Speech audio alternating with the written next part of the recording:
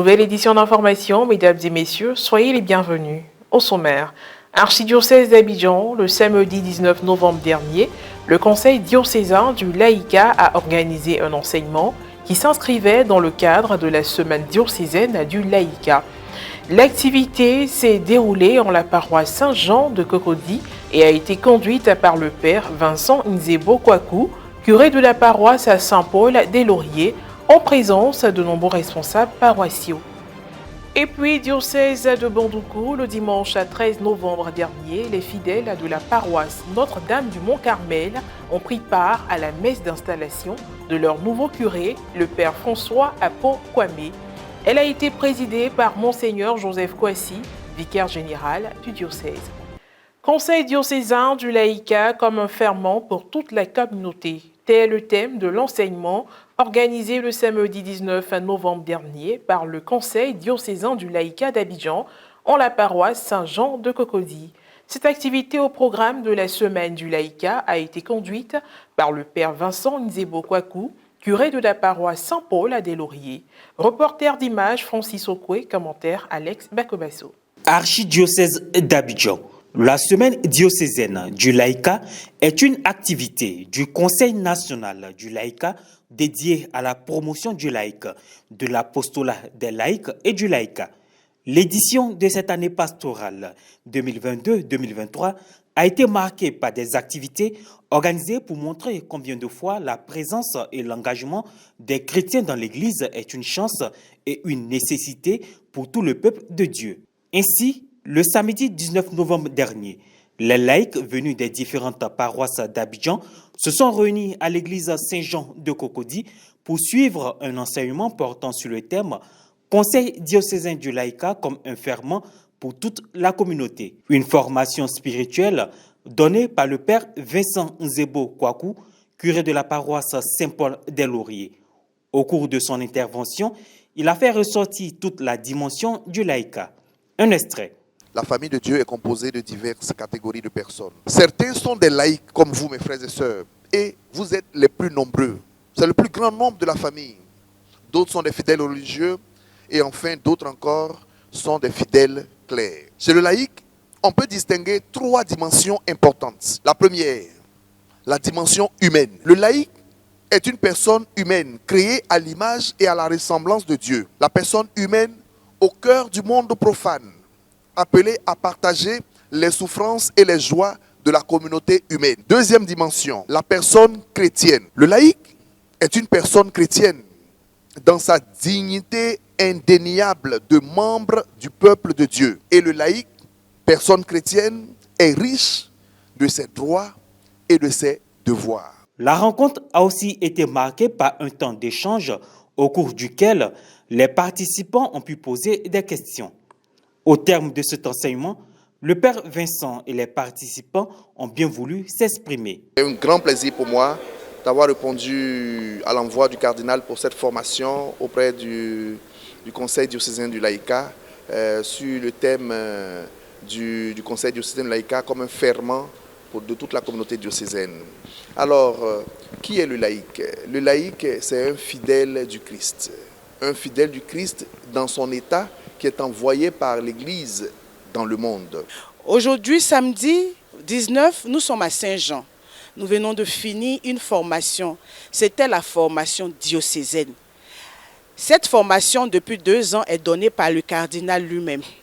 Et cette année, il a désigné le père Nzebo Kwaku Vincent, qui est venu nous faire cette formation. Nous avons bénéficié d'une très belle formation. Et au sortir de cette formation, nous sommes édifiés. Un laïc bien formé, c'est également l'église forte. L'église est structurée et bien organisée. Et donc les enseignements sont efficients. La place du clergé est bien connue. Et leur mission aussi. Il faut qu'il en ait de même pour le laïcat. Et aujourd'hui, c'est ce qui est en train de se faire par ces nombreuses communications, par ces enseignements, par ces formations qui se font. Nous avons reçu la formation avec le père Nzebo, une formation très édifiante et qui permet aux laïcs de véritablement prendre leur place dans la gestion de l'Église. Cette information était vraiment très attendue et nous pensons que les absents ont eu tort parce que nous avons eu droit à beaucoup d'éléments qui nous permettent aujourd'hui de faire évoluer l'Église à travers le laïcat. Pour rappel, cette semaine diocésaine du laïcat s'est ouverte le dimanche 13 novembre dernier au cours d'une messe dite en la paroisse Saint-Albert-le-Grand de Cocody. À présent, direction le diocèse de Bondoukou. Le dimanche 13 novembre dernier, le père François Apo Kwame a été installé en tant que nouveau curé de la paroisse Notre-Dame du Mont-Carmel. La cérémonie s'est déroulée au cours d'une messe présidée par le vicaire général, Monseigneur Joseph Kouassi. Revivons l'événement.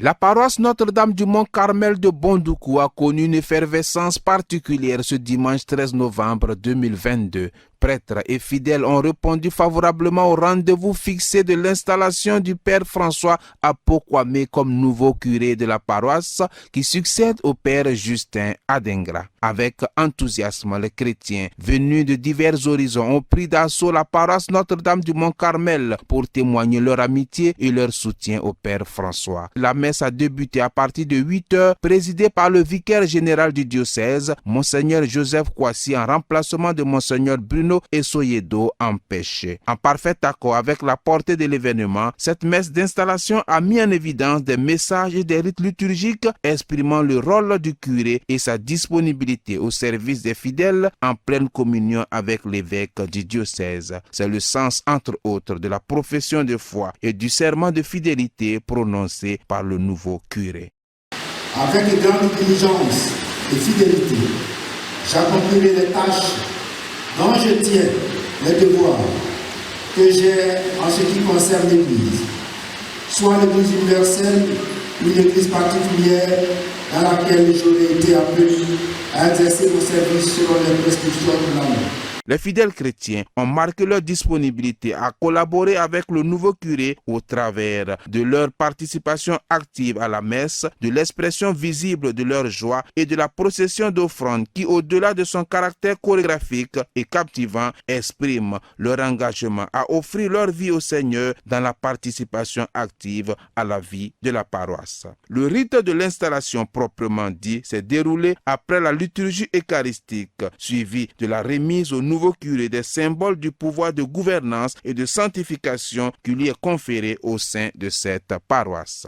C'est le lieu de rappeler que le père François Apo, engagé dans le monde de l'enseignement en tant que professeur depuis 2005, après ses études à Rome puis à Fribourg, affronte sa toute première expérience en tant que premier responsable d'une paroisse. À la fin de cette célébration, le vicaire général a rappelé le sens et la portée de la messe d'installation. Le curé a une responsabilité très grande dans l'Église, dans la mesure où c'est lui, comme on le dit, qui a la charge de protéger la maison du Seigneur, la charge des âmes, de les nourrir de la parole de Dieu et des sacrements, et de le conduire pas à pas. À sa suite, le nouveau curé et des fidèles de la paroisse ont exprimé leurs sentiments et appréciations. Je rends grâce au Seigneur avec toute la communauté de Notre-Dame.